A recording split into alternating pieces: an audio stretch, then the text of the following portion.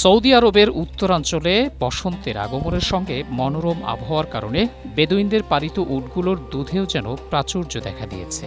আর সেই দুধ দিয়ে আপ্যায়ন করা হচ্ছে ওই অঞ্চলে বেড়াতে যাওয়া শহুরে আরব ও পর্যটকদের। বছরের এই সময়টাতে উটের দুধ পান করানো আরবদের সামাজিক রীতির একটি অংশ।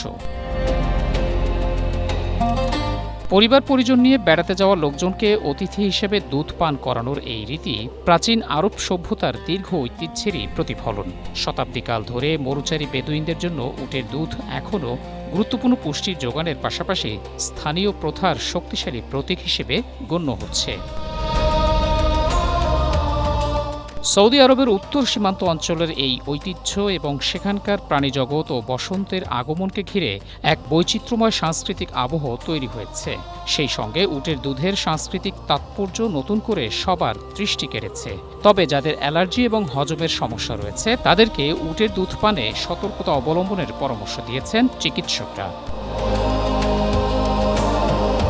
অন্যদিকে উটের দুধে ল্যাক্টোফেরিন নামক সক্রিয় রোগ প্রতিরোধক উপাদান এবং উচ্চমাত্রার ভিটামিন সি রয়েছে, যা রোগ প্রতিরোধে সহায়তা করে। সেই সাথে এতে ল্যাকটোজের পরিমাণ তুলনামূলক কম থাকায় স্বাস্থ্যের জন্য অনেক উপকারী। তাই উটের দুধকে শুধুমাত্র ঐতিহ্য হিসেবে নয়, পুষ্টির উপাদান হিসেবে গণ্য করা উচিত বলে মত দিয়েছেন সৌদি আরবের স্বাস্থ্য বিশেষজ্ঞরা। মহসিন কবির, এশিয়া পোস্ট।